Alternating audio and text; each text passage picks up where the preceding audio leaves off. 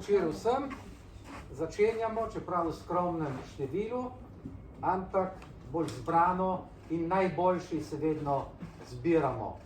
Mednarodni dan maternih jezikov, 21. februar, kot ga je proglasil UNESCO. Društvo slovenskih pisateljev že nekaj let prireja večer v Cankarjevem domu z različnimi gosti, ki vam jih bo potem predstavil Matej Krajnc, ki bo moderator nocojšnjega dogodka. Jaz vam zaželim, itak mi pravijo, da preveč govorim in ne bi rad jemal ne sekund, ne minut našim gostom.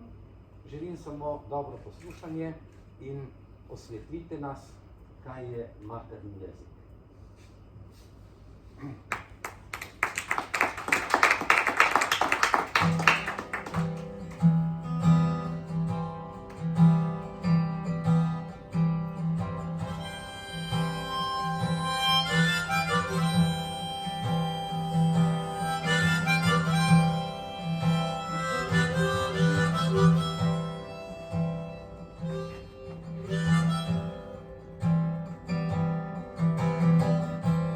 Časi se hudujejo, kje so dežniki in baldahini, sprašujem, kje so stari jeziki, sprašujem, kje so volhke ljubezni, sprašujem, kje so zamere in miškolance, sprašujem, kje so črnila, ki ni skrvijo, sprašujem, kje so terase z lutkami, sprašujem in sprašujem.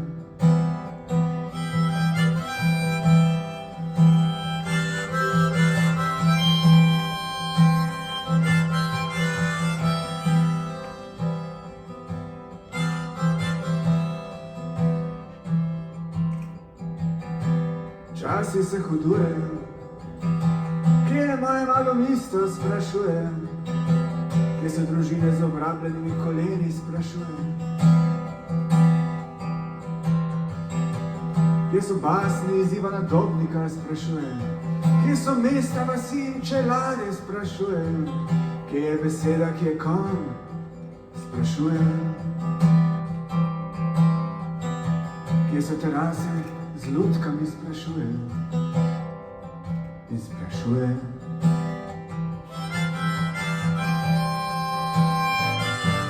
Ko so prišli, spet pridejo in tako kot spet pridejo, že drugič gredo in valjajo so predpasniki iz asfaltnih pac. Kdo bo dal za napitnico, hej?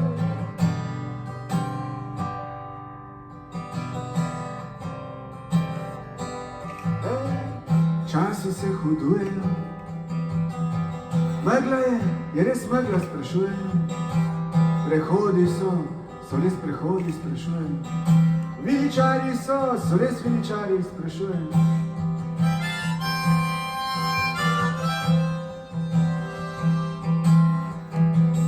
Pretekliki in prihodniki so, kaj pa sedanjiki, sprašujejo. Vidijo keramične angelčke, čigavi so, sprašujejo. Vidijo keramične mimoidoče, čigavi so, sprašujem. Kje so terase z lutkami, sprašujem in sprašujem in sprašujem.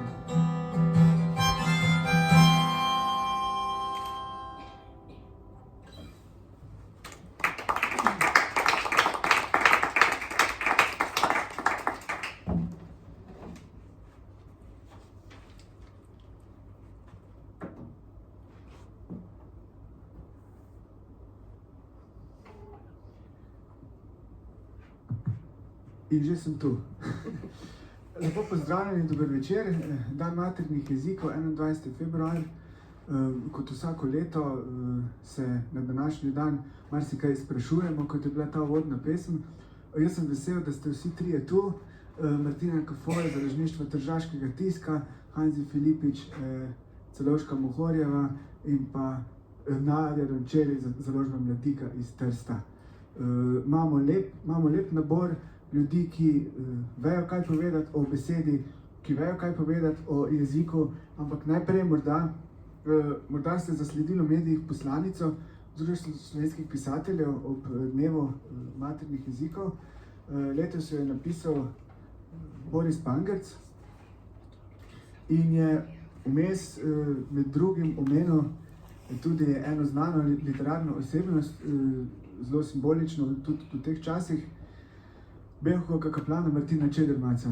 Omenil je, da je v svoji zadnji pridigi na prižnici v vrstniku povedal: v tem hramu bo morda za dolgo utihnila molitev v našem jeziku. Hudo mi je, ko vam moram to povedati in srce se mi krči. Toda prosim vas, eno vas prosim, rotim vas. Oklepajte se svojega jezika z enako ljubeznijo kot svoje zemlje. Ne dajte si ga vzeti. Čuvajte ga doma, kot lučko, da vam ne ugasne. Pa mogoče dobra istočnica, kako je z dan današnji Čedermaci, mogoče kar Martina tam od začetka. Kako je z dan današnji Čedermaci? Ja, ravno so se spraševali z Nadjo, koliko nam pomeni, koliko nam dejansko pomeni materni jezik. Včasih se zdi, da nam ne bi bil tako pomemben, morda kdo narobe razume, ko govori tako. V resnici je nas jezik definira, mislim, to je za nas izjemna opora pravzaprav. In veliko, tako boljše, hvala. Tako da je prav naše poslanstvo, naše delo, da se ukvarjamo z jezikom. V bistvu mislim, da je to prvotnega pomena pri naših založbah.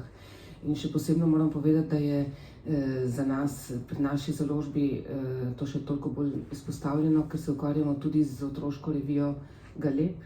In ravno včeraj sem brala novo številko pred Nograjo tiskarno in sem preverjala in sem videla, koliko jezikovnih vaj imamo v Galebu. Se pravi, veliko pozornosti dajemo temu, zaradi tega, ker se nam zdi tako zelo pomembno. Že od malih let do pač za vse je pomembno, ne, tudi za vse naše bralce. In toliko bolj moram povedati, da to, kar opažamo tudi, je, da zelo cenijo naše delo, prav tudi zaradi tega, ker ohranjamo naš jezik. Ne samo knjižni, prav zdaj si ravno kar omenil Borisa Pangerca, ne samo knjižni jezik, ampak vrednotimo tudi narečja, ki so na našem prostoru. Ravno to me zanima tudi, kako je zdaj z živostjo teh narečij, ki so na tem prostoru, a izginjajo, ali ostajajo? Kako je zdaj, recimo, proti temu, kar je bilo pred 50-100 leti? Kaj se dogaja s tem? Jaz to zelo težko rečem, zaradi tega, ker se ne ukvarjam natanko s tem. Vem, da recimo v Benečiji so narečja živa in jih skušajo na nek način ohranjati tudi s tem, da pišejo v narečju, kar ne bi bilo recimo samo po sebi umevno. V narečju ponavadi samo govoriš, je to govorna beseda. V našem prostoru je prav, bom spet omenjala ravno Borisa Pangerca, prav poudaril to, da glede na to, da se recimo pri otrocih v šoli, na določenih področjih, v določenih šolah na Tržaškem, tudi učitelji podpirajo rabo narečja, dovolijo nekako na rekovajih otrokom, da uporabljajo narečje, prav zato, da ne bi potem posegali k italijanščini, zaradi tega, ker z narečja potem lažje prehajajo tudi v slovenščino. Naprimer, so prav dali primer šole v Dolini, kjer glede na to, da otroci obvladajo narečje in da ga smejo govoriti tudi v šoli, zelo malo posegajo po italijanščini, kar je recimo dober znak. Hanzi, pa mogoče vprašam še na ono stran, kakšno vlogo ima pa zdaj, kako je pravzaprav v Celovcu na Nosinskem Koroškem, kako je s položajem slovenskega jezika in kakšno vlogo ima, zdaj se postavljam v vlogo nekoga, ki nič ne ve, kar sicer ni res, ampak za voljo današnjega dneva, kakšna je vloga Celovškega Horja pri tem ohranjanju jezika? Ja, to je zelo kompleksno vprašanje, tu bi lahko 2 uri predaval o tem, če bi lahko, oziroma če bi imeli čas.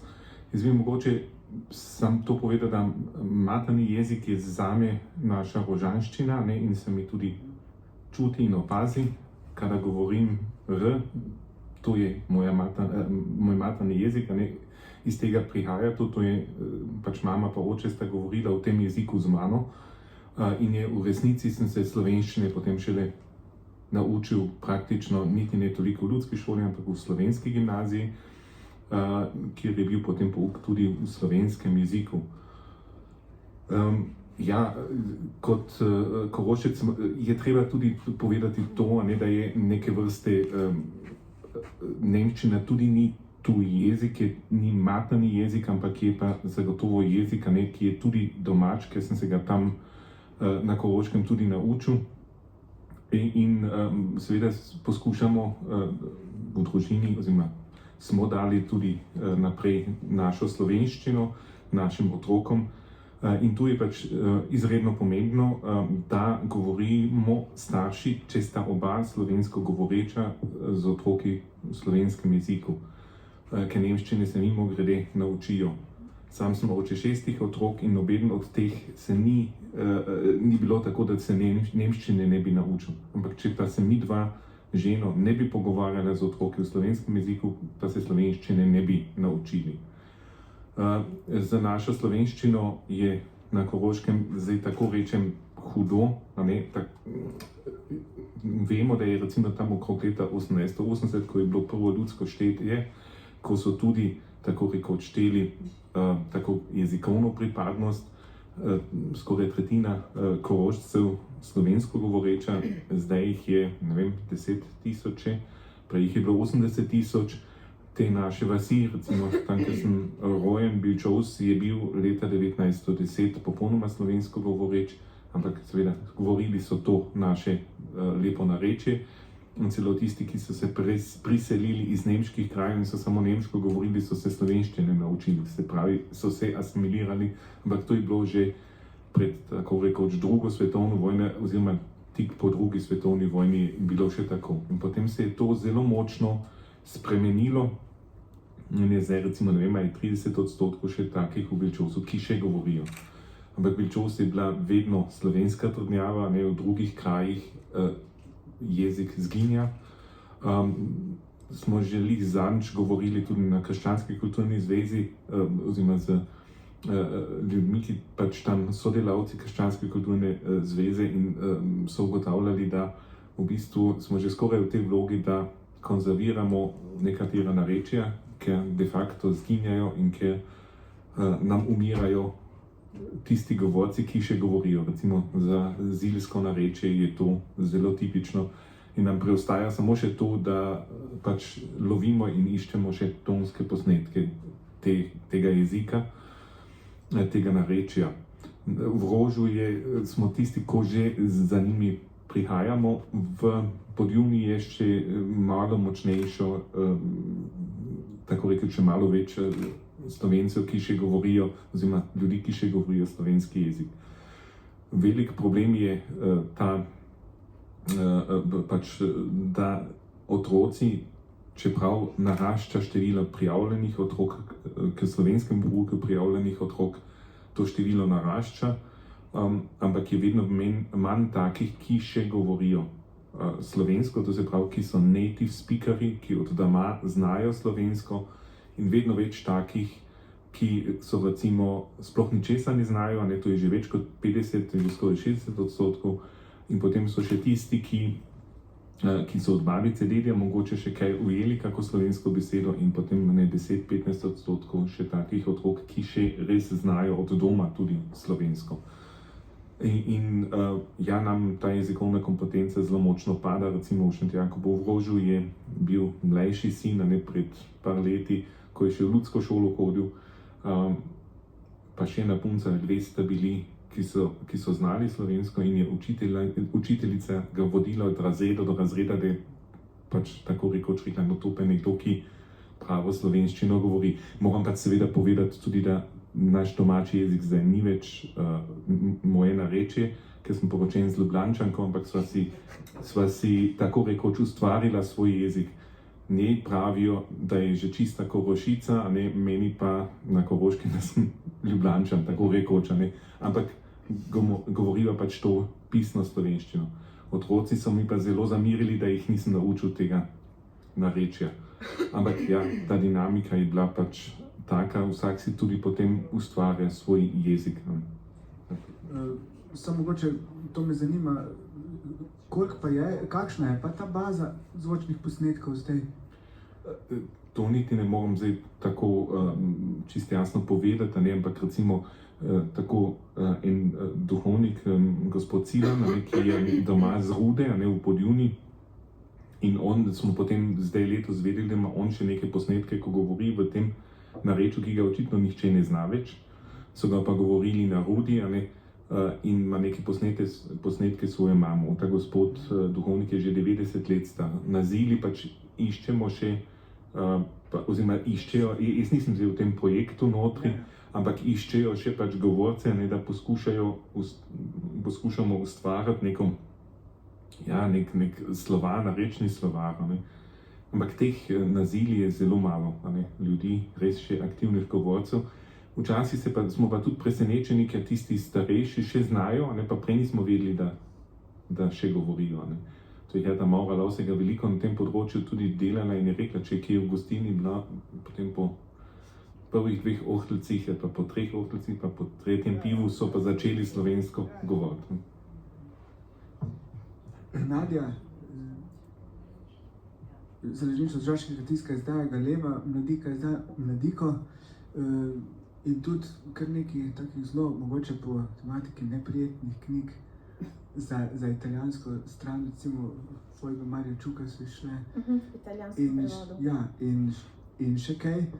Zdaj mi se družimo tudi z Založništvom tržaškega tiska v Josipinini knjigarni že nekaj časa, ampak sem se spomnil na to znamenito Levstikovo besedo, ki je rekel v svojem nacionalnem programu, v svojem literarnem programu, kaj nam Gospoda, ki je vse potujčeno, ne, pišemo za navadne ljudi, ne. Ampak se mi zdi, da je jezik vsem treba držati kar na nivoju, ne, da tudi za tiste navadne ljudi ne sme biti čist po preproščen, poenostavljen jezik, ampak mora biti jezik takšen, kakršen je, tudi malo na nekem nivoju, da se tudi ta višja sfera jezika predstavlja naprej med rodovi teh in onih slojev, ne, ker takrat visoka gospoda itak ni govorila slovenščine. Pa me zanima, kakšna, ko smo prej o kaplanu Martinu Čedermacu govorili, ne, kaj je pa s čedermaštvom pri Mladiki? Koliko močno mora biti to zavedanje poslanstva, izdajanja teh knjig, da dejansko lahko neka založba obstane tako dolgo? Ja, torej Mladika deluje prav v tem duhu utrjevanja slovenske biti. Torej predanost slovenski besedi, predanost slovenstvu, gojenje, ohranjanje slovenskega značaja, to vse skozi vodi delovanje v naši založbi. Ker tudi Boris Pangorc je v današnji poslanici ne omenil, kako za časa fašizma je bil slovenski jezik preganjan, slovenska beseda prepovedana, in zato smo na našem koncu, na recimo prostoru Slovencev v Italiji, zelo občutljivi na to temo, na problem ogroženosti jezika, in to lahko rečem, da mi vse skozi delujemo v tem duhu. Mislim, jezik je neka svetinja, ki jo moramo čuvati, ki jo moramo braniti. Ta občutek seveda neke nevarnosti stalno imamo in se vedno trudimo, da je na prvem mestu vedno tole zavedanje pripadnosti. Jaz vedno se tako z določeno simpatijo spominjam tiste korespondence med Miroslavom Košuto in Nikom Grafenauerjem, še iz, ne vem, 60-ih, 70-ih let, ne, ko je nekaj napisal v pesmi, ne, da tu stvari merimo z drugačnimi merili, človek je v stiski, človek je v sili. Ne. Torej, če se v osrednji Sloveniji lahko z jezikom tudi poigraš, ne, pri nas je situacija, so razmere drugačne, jezik je nekaj svetega, z jezikom se ne poigravamo, ne, jezik je treba hraniti, je treba čuvati. To vedno to skušamo vedno dajanje tako v reviji, tako v jeziku, v knjižnem programu, tudi predvsem z vrednotenjem literarnih del, recimo leposlovnih del slovenskih avtorjev v Italiji. Seveda Malika izdaja tudi veliko esejistike, domozdanstva, tudi knjig za otroke, vendar poglavitno je tudi vzgajati tale mlade, nove ustvarjalce, kar to postaja, lahko rečem, v zadnjem času tudi težko, ker se ta starostna meja avtorjev vedno viša, ne? Mladih piscev je vse manj, vendar vedno smo za tem. Seveda včasih naše knjige lahko, naš jezik ima neko patino malo bolj primorsko, ampak recimo Težnjak, vse se izdaja seveda razen izjem, vse v knjižnem jeziku. Če si potem spraševal, ali če sem odgovorila na vprašanje. Ja, to je bilo kar v redu, ja. Hvala. Jaz predlagam en kratek intermezzo, potem pa še kaj povemo. Ravno sem dobil en tak dober preblisk ene knjižice, rumene knjižice s črnim ovitkom, pa črno pisavo. Bova Martina o tem kaj pa rekla. Prav?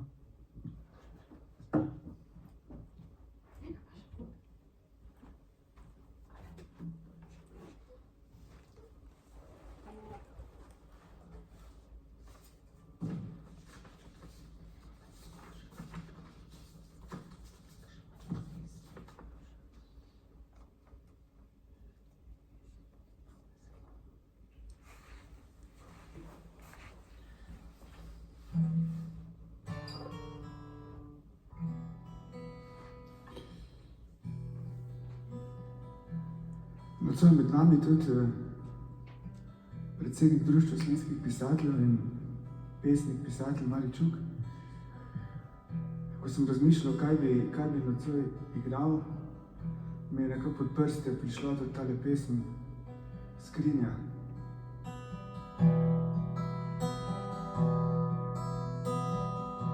Tej čudni skrinji davnih stvari, tava senca dreves in britkega kamenja, skrinja iz žuljev in saj, sonca in grdih mokrih noči. Ta skrinja skriva v sebi spomine, ki so kot osušena roža, ki so kot poteptan, izmučen obraz.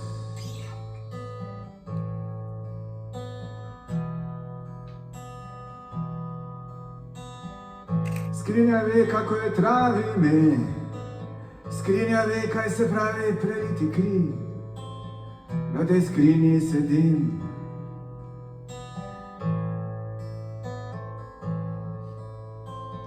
skrinja ve, kako je travi ime, skrinja ve, kaj se pravi preliti kri. Na tej skrinji sedim.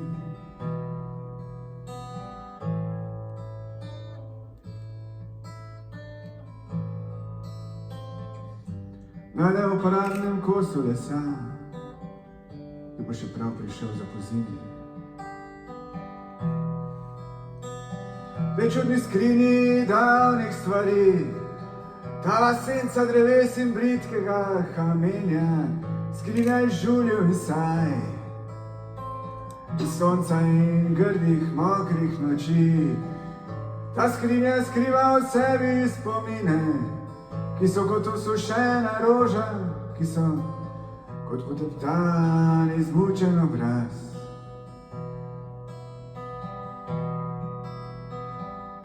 Skrinja ve, kako je travi ime, skrinja ve, kaj se pravi preliti kri. Na tej skrinji sedim, na neuporabnem kosu lesa, ki bo še prav prišel za pozimi. Na tej skrinji sedim.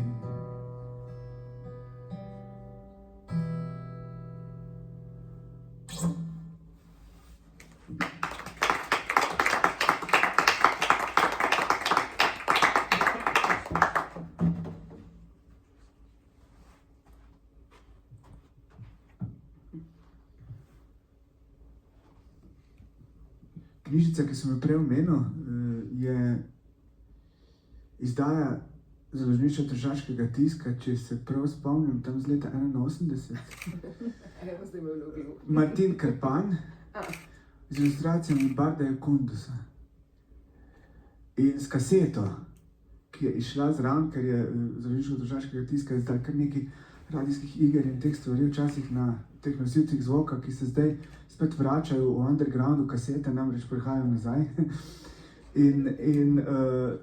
Jaz se spominjam, da je bila ta različica Martina Krpana najbolj elaborirana različica, dramaturško najbolj elaborirana različica, ker se veste, Stanje Sever je bil tista meja, neka siva eminenca pri Martinu Krpanu, ampak tule pri tem Jukundusovem Krpanu je bila pa cela zasedba vrhunskih igralcev, recimo Polde Bibič kot Krpan, Darja Valič kot Brdavs, Aleksandar Valič kot Cesar. In jaz sem imel v osnovni šoli v 3. razredu prav 1 uro pri slovenščini interpretacijo vseh glasov in tega teksta. In se mi zdi zanimivo, ker tudi pri Martinu Krpanu gre v zelo veliki meri za vprašanje identitet, narodnih zavednosti, kako je nek tip tam znotranjske premagal Brdavsa in rešil cesarstvo in otel Dunaj in dobil za to 50 malih veder, toliko pogač in vsega živega, kar mu je potem cesar zamenjal za tiskeš. Ampak zdaj me zanima... Pogodba je najprej pomembna. Ja, to pa, da če ga dobijo mejači, da jim lahko to vrže v zobe. Ne? Ja, Nek je bil denar, než da razumem. tako. Je rekel, da mu pa pride prav. Ne? Zdaj me zanima, to mogoče...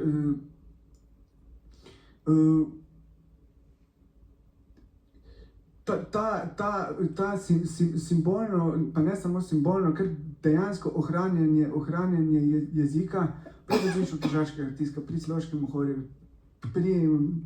pri Mladiki, je neke vrste ne samo čedermacovstvo, ampak tudi krpanovstvo. Nek dosti majhen narod svojo močjo in zavednostjo premaguje druge, ki mu hočejo slabo. In me zanima, kaj mislite vsi trije, no, to bom potem kar vse tri vprašal, kako je s tem čedermacovstvom in krpanovstvom v prihodnosti?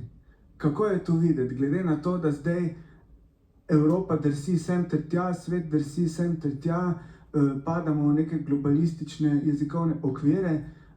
Kaj mislite, kaj nam prinaša prihodnost, glede na to zavednost o jeziku, da moramo stati in tudi obstati ljubi Slovenci, kot je naslovil svojo poslanico Boris Pangec? Zdaj sem to elaboriral, zdaj pa prosim še vas. Ja, hvala za vprašanje. Lahko odgovorim jutri.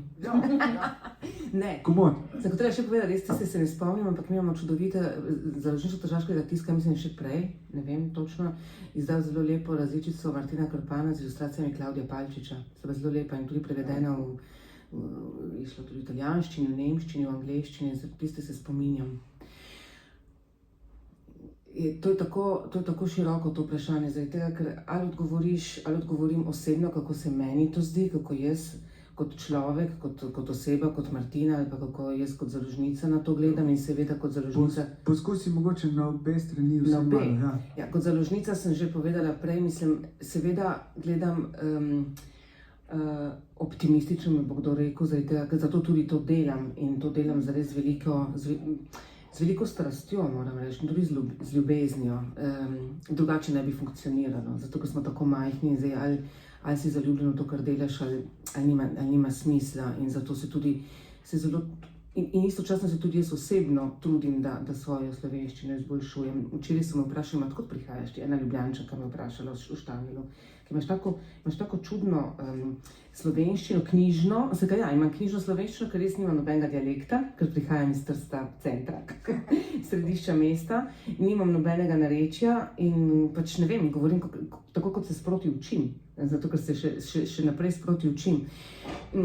Vidim pa, ne vem, še vedno v tem svojem optimističnem duhu, ki bohvačega ne bi imela, vidim, da tudi pri mladih in pri drugih generacijah se ta stvar tudi nekako predaja naprej. Ne bi rekla, da se zdaj izgublja slovenščina, pač smo tam še vedno na okopih in te okope še vedno tudi naši mladi doživljajo in čutijo. Se zdi malo anahronistično, da govorimo še naprej o tem, zato ker naši mladi so na srečo tudi dosti bolj, recimo, tako svetovjani, potujejo veliko več, kot smo potovali mi, si želijo tudi študirati v tujini in tudi bi radi delali v tujini, ampak nekako se potem vedno tako ali drugače vračajo, če tudi ne fizično, so pa zelo vezani prav na jezik. Ti naši mladi so vsi zelo, zelo vezani na jezik. Morda ga ne obvladajo tako dobro, zdaj ker ni enostavno, ker tudi govorijo že vsi angleško in tako, ampak so vezani na jezik in seveda Nadja ima prav, ko pravi, da nimamo mladih piscev, žal. Mi se trudimo na vse načine, da bi kakšnega pisca vzgojili, da bi ga spodbudili, da bi kaj naredili, ampak tudi matematično nas ni veliko. Mislim, tudi to je stvar matematike in demografije, nas ni veliko. Vidim pa, da tiste, ki jih imamo, se trudijo tako, kot morajo in tudi oni z veliko ljubeznijo in tudi zelo predano.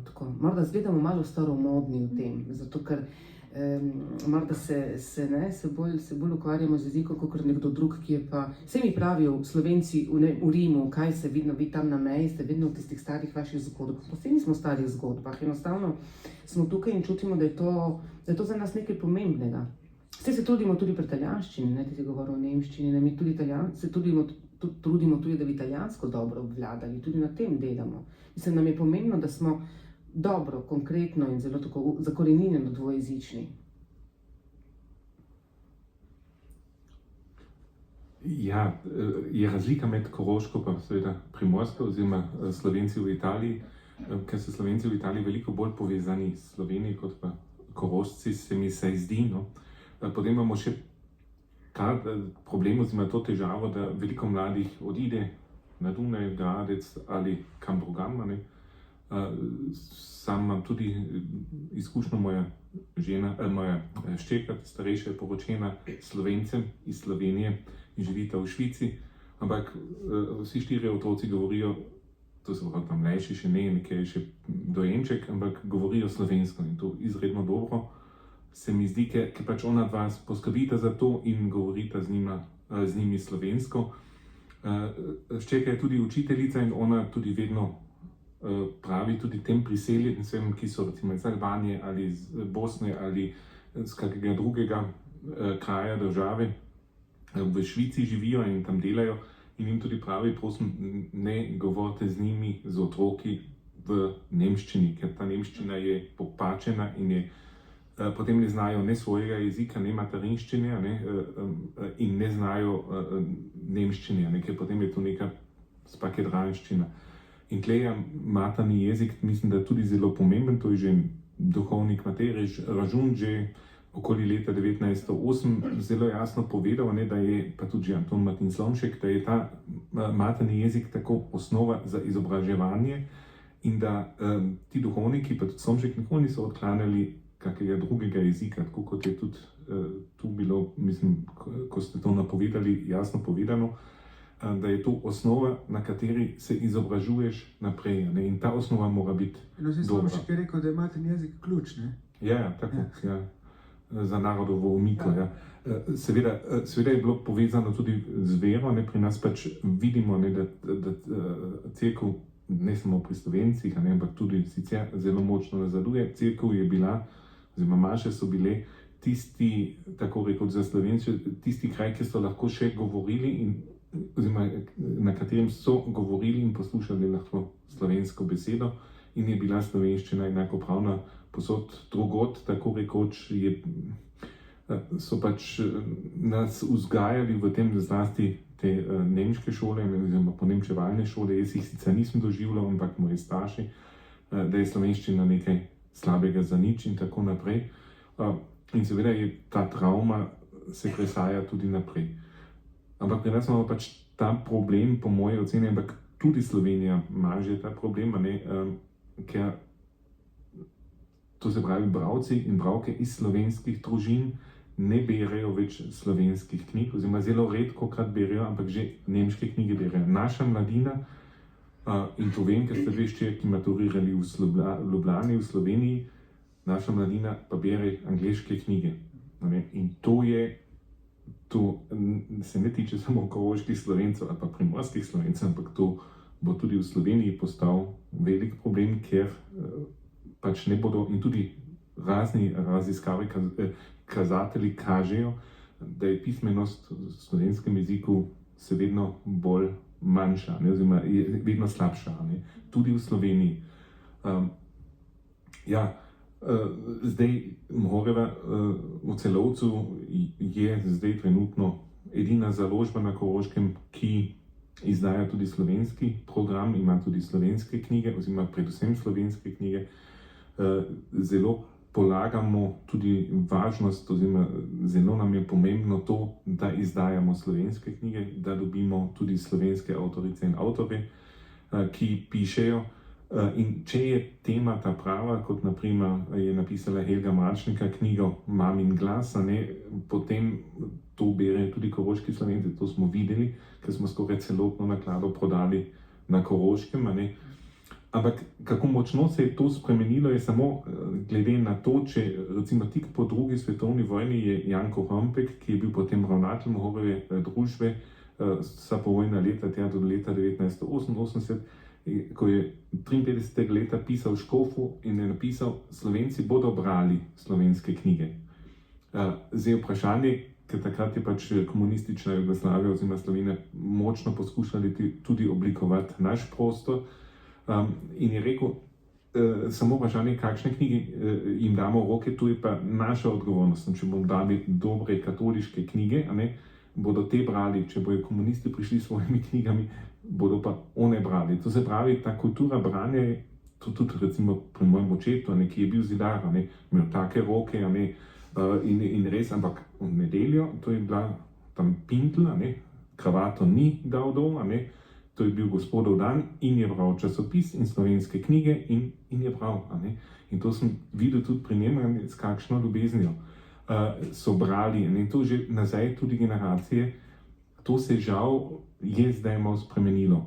Pri nas mogoče ne, naše punce pač tako bere, moraš knjigo, oziroma ko so še bile tako najstnice, sem moral knjigo preč vzeti pa ugasniti luč, oziroma kontrolirati, da to niso po noči s Hengeljem pa knjigo, svetili si s Hengeljem pa knjigo brali pod kotrom. To je seveda pri nas je malo drugače, ampak drugod je pa res to, zelo to težko pridobiš otroke pa mladine za to, da berejo knjige. Slovenske knjige. Hvala. Nadja, tam vidim dve knjigi, si prinesla s seboj Slovenščina v Italiji in še eno, moj jezik v tvojih besedah. S kakšnim posebnim razlogom? Torej, Slovenščina v Italiji, da sem si to monografijo, ki jo je izdal Slovenski raziskovalni inštitut v sodelovanju z Univerzo v Ljubljani, kjer zbranih je kar nekaj referatov, razprav o stanju slovenščine v našem prostoru. Recimo, začudilo me je, kako se poudarja, oziroma začudilo, kako se izpostavlja, še več kot poudarja, izpostavlja ta,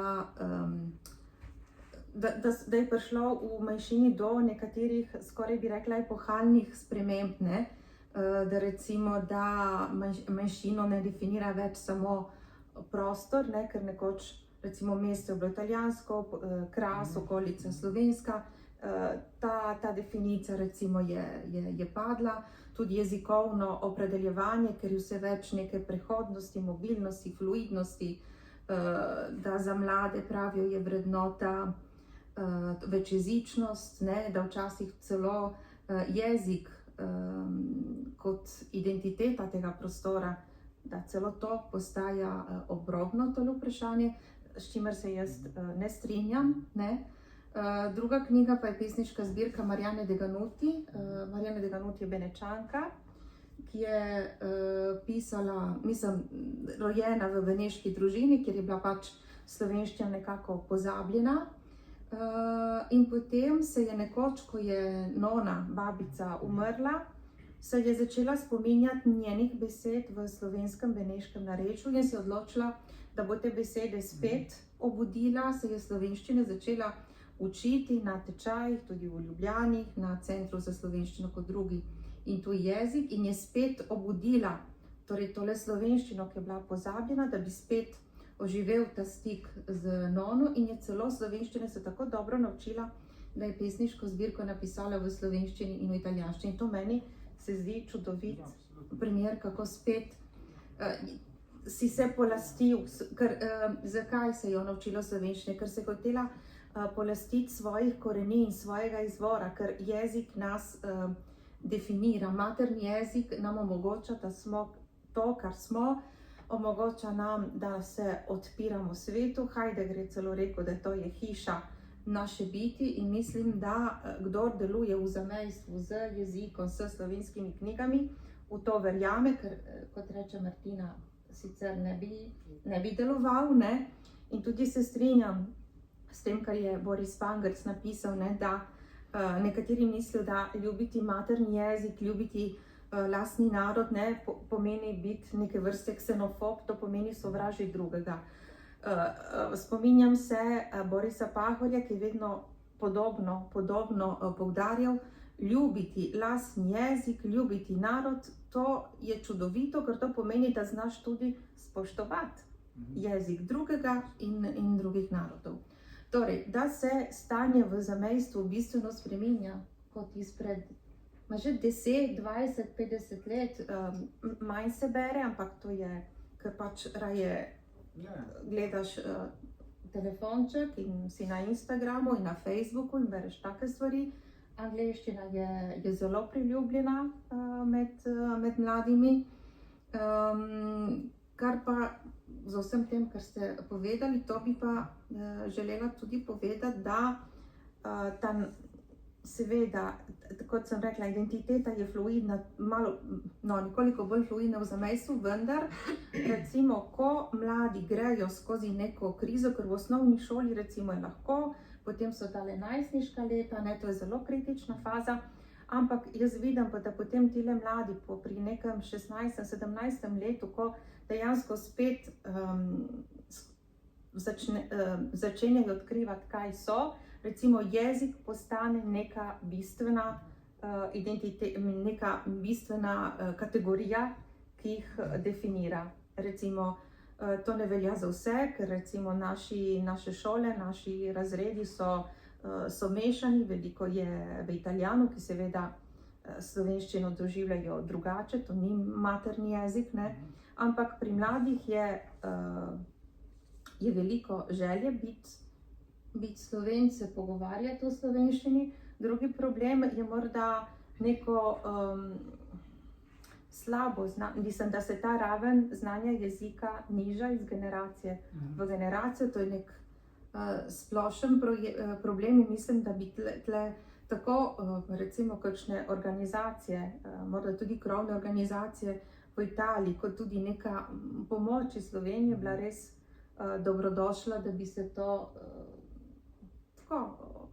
okrepilo, podprlo, dajalo večjo pomoč predvsem mladim, predvsem tudi šolskemu sistemu, ker mi v založbi recimo svojih ciljev ne zapuščamo, mi verjamemo v to, seveda, ampak ne moreš samo, moraš tudi pridobivati nove bralce in to recimo je najbolj tale problematičen aspekt pri našem delu. No, hvala, nekaj istočnic smo dobili, upam, da bo še priložnosti, da jih tudi razvijemo. Predvsem tale s pridobivanjem novih bralcev je zelo zanimiva in se bo še veljalo temu posvetiti. Jaz bi prosil še cenjeno občinstvo zvesto s kakšnim vprašanjem, glede na to, da imamo danes to res ugledni gosti in gosta. Potem pa bi počasi zašpilili tale večer z eno pesmijo enega ustvarjalca Nobelovega nagrajenca, ki je tudi vedno problematiziral hude teme v svetu. In očitno se še ni od takrat, od 60 let do danes, kaj bistveno spremenilo, ampak recimo, da grejo stvari na bolje, kot je Andrej Šifrer pel enkrat. Prosimo za kako vprašanje. Meta, povej. Jaz nimam vprašanja, ampak bi rekla, da to, kar so oni govorili za del našega skupnega kulturnega prostora, kot smo včasih rekli, ne, mislim, da bi morali to spet udeliti in se tega držati. Bi rekla tole, da nivo znanja slovenskega jezika pada tudi na Slovenskem, ne samo v vaših krajih. In seveda, če malo opazujem nivo poučevanja tako slovenskega jezika kot književnosti na ljubljanski filozofski fakulteti, se pravzaprav ne čudim. Književnost, obravnavanje književnosti je nekako obubožano vsega čustvovanja, ki je bilo pri književnosti vedno pomembno. Namreč ta objektivnost, ocenjevanje objektivnosti in tako naprej, kot vemo, so šle celo v take abotnosti, da so v osnovnih šolah prepovedali prosti spis, zato ker ga niso znali objektivno oceniti. Zdaj, seveda, to ni samo na enem nivoju, je na drugem, je na tretjem. In če potem pogledam, koliko je v javnosti pravzaprav zapisov o književnosti, ne samo slovenski, recimo tudi v prevodni, to se pravi tistih zapisov, ki kličejo bralstvo, naj knjigo preberejo. Moram reči, da so te zapisi v veliki meri strašno duhamorni in ne zbudijo želje po tem, da bi človek to bral. Nekako pisci v glavnem kažejo svoje magisterije, doktorate in neko naučenost, književniško sofisticiranost, seveda mentalno izključno, ne. Nimajo pa nobenega žara vsem tem skupaj. Zdaj, po drugi strani, seveda bi bilo treba malo raziskati tudi to, zakaj na Koroškem in v italijanskem, slovenskem delu ni avtorjev, ki bi bili ambiciozni, da bi pisali v slovenščini in izdajali v slovenščini, se to je vendarle prestiž, ne.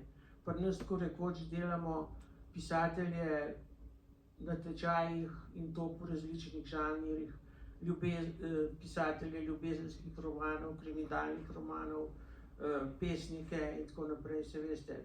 Tako da mogoče bi tukaj bilo zanimivo to, da pošljete nekaj teh mladeničev, ki so malo bolj ambiciozni na te tečaje in bojo takoj izdali knjigo in bojo videli, da je to mogoče ena zanimiva stvar, kjer bi se oni lahko uveljavili na nekako usporedno, ne mislim ravno profesionalno, ne. Seveda velik problem, kot sva že prej s Hanzijem govorila, je pa to, ne, da tako rekoč naši mediji, centralni mediji, to se pravi Televizija Slovenija, ni sposobna že nekaj let narediti 4 okrogle mize, to se pravi za vsak letni čas, bom rekla samo, ne eno na mesec ali pa eno na teden, ampak 4 na leto, kjer bi ljudje res zagnano, strastno in duhovito govorili o literaturi, ki je v tistem obdobju izšla. Očitno nimamo niti voditeljev, niti želje, ali pa mogoče niso sposobni tega narediti. Tako da ta velik boom, ki je nekako nastal ob frankfurtskem knjižnem sejmu in tem manifestu za branje, ne, je praktično usahnil, je preluknjen balon, malo zapiskov in zdaj leži v kotu in ni praktično od njega nič, ne. Nič se ni zaradi tega spremenil. Tako da je pa res, to moramo vedeti, ne. Brez muje se še čevelj ne sezuje. In če ne bomo tukaj začeli kaj resnega početi, ne, in tudi če v šolstvu, v izobraževanju ne bomo producirali takih učiteljev, ki bojo lahko z ljubeznijo v srednji šoli nagovarjali tiste, ki se izobražujejo, ne. Jaz mislim, da slavisti, ki učijo slovenščino v zamejstvu, niso zmeraj najboljši, pa bi morali biti najboljši.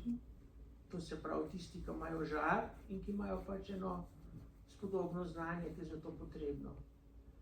Ker če ni profesorja, se noben ne zbudi. To vsi vemo, toliko imamo vsi izkušenj. To je res, ja. Hvala. Hvala lepa. Jaz bi potem počasi, ja. Ne. Aha. Predsednik ima zmeri zadnjo No, besedo, evo, Matej. izvoli.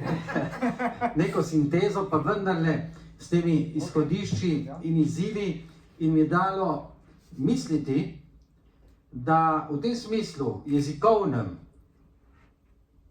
mora postati spet, in se strinjam z Meto, nisem da za manj skupaj v letniku, 4-5 let, Z istimi učitelji. z istimi.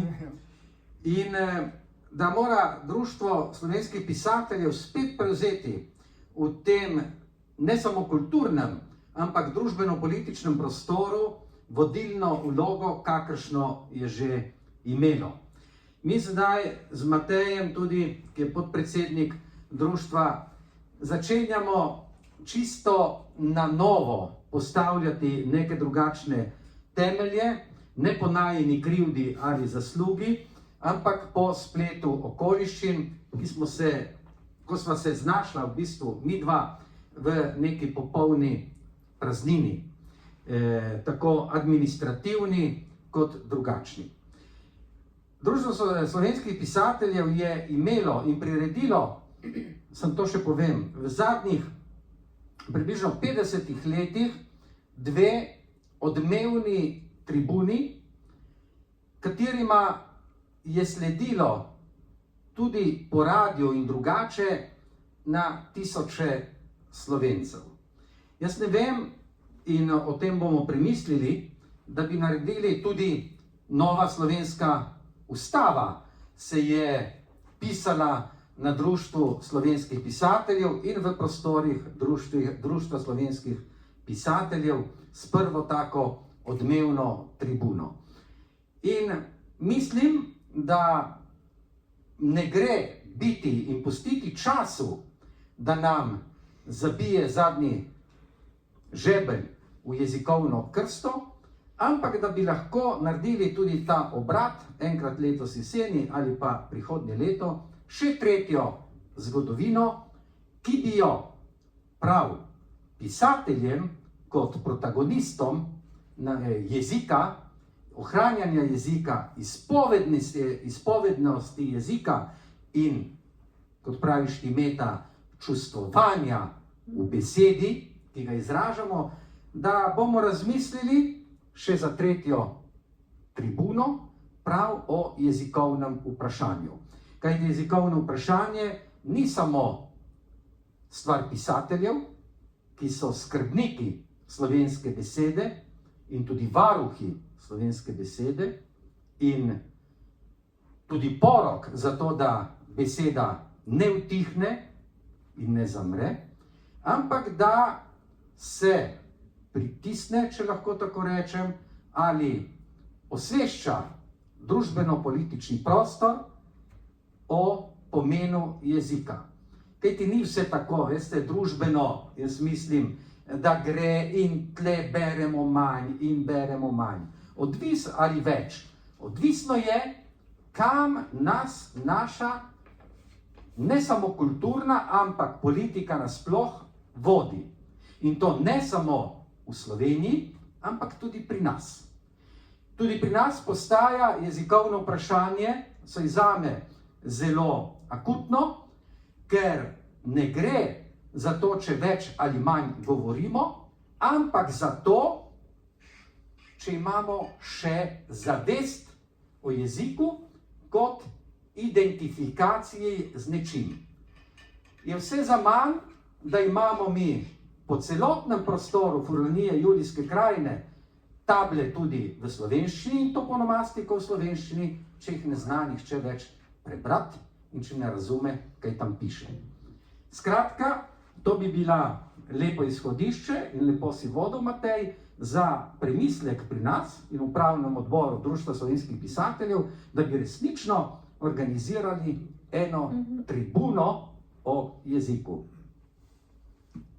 Hvala lepa, Mari. Jaz bi se pa za konec samo še zahvalil vsem trem, Martina, Hanzi in Nadja. Hvala vam, hvala za izčrpne odgovore. Dotaknili smo se, mislim, da nekih pomembnih vprašanj, ki jih bomo tudi na tej tribuni, ki bo zagotovo, da vem, koliko midva z Marijem delava zdaj, bo zagotovo do tega prišlo, bomo lahko to elaborirali in tudi v slovenski prostor, da se bo to slišalo. Ne samo slovenski prostor, ampak slovenski prostor. Tako da hvala lepa vsem, zdaj le še zadnji song in s tem v Društvu pisateljev zašpili današnji dan maternih jezikov. Hvala lepa vsem, lahko noč.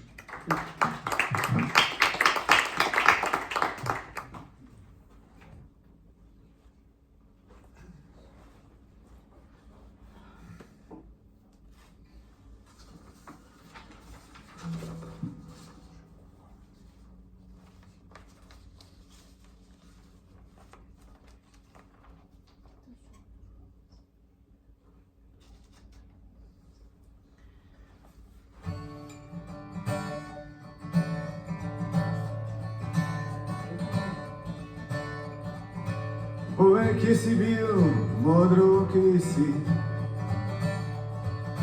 Povej, kje si bil, moj dragi fantič? 12 planin sem megli se spotaknil, 6 jugovih cest sem prešel in preplazil, v 7 otožnih gozdovih se znašel. Z ducat sem mrtvih se mori soočil, milijon pokopališč od znotraj sem videl. Vlil se bom, vlil se bom, vlil se bom, vlil se bom, vlil se bom, težek dan. Kaj videl si, modrooki si? Kaj videl si, moj dragi fantič? Videl sem dete obdano z volkovi, cesto diamantno, a nikogar na njej. In veja vso črno z nje krije kapljala, in prostor poln mož s krvavečim orodjem. In bilo lestev, ki stalajo v vodi, 10 000 govorcev, a vse brez jezikov. In mlade, ki orožje v rokah so imeli. Vlil se bom, vlil se bom, vlil se bom, vlil se bom, vlil se bom, težek dan. In kaj slišal si, modrooki si? Kaj slišal si, moj dragi fantič? Slišal sem grom, ki je opozarjal, in val, ki ga je zlahka v svet bi poplavil, in bobnarje, ki so roke jim gorele, in šepetajoče, ki jih ni nihče slišal, in reveža, ki je lačen umiral po smehu, in pesem poeta, ki v jarku je umrl, in klavna, ki joka v ulici stranski, ulil se bo, ulil se bo, ulil se bo, ulil se bo, hej, ulil se bo, težek dan. In koga si srečal, modroki si, in koga si srečal, moj dragi fantič. Srečal sem dečka v mrtvem konjičku in belca, ki črnega psa je sprehaja, in žensko, katere telo je gorelo, in deklico, ki mi je mavrico dala, in fanta, ki ga je ranila ljubezen, in fanta, ki ga je ranilo sovraštvo. In ulil se bo, ulil se bo, ulil se bo, ulil se bo, ulil se bo, težek dan.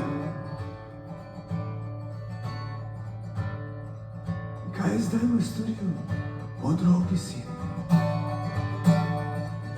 Kaj zdaj boš storil, moj dragi fantič? Šel bom na pot, še preden se vlije, šel bom globine gozdov najtemnejši, kjer mnogo ljudi in jih roke so prazne, kjer strupi uničujejo njihove reke, kjer ni več razlike med domom in ječo, kjer rabljen obraz vedno dobro se skrije, kjer lakota ubija, kjer duše so same, kjer pot, ki je temna, je manj kot številka. Vse to bom povedal, zapel in izkričal, naj odsev te besede vsem dušam zasveti. In stal bom na vodi, dokler me ne vzame, in ves čas bom vedel, kaj moram zapeti. In ulil, ulil, ulil se bo, ulil se bo, ulil se bo, ulil se bo, hej, ulil se bo, težek dan.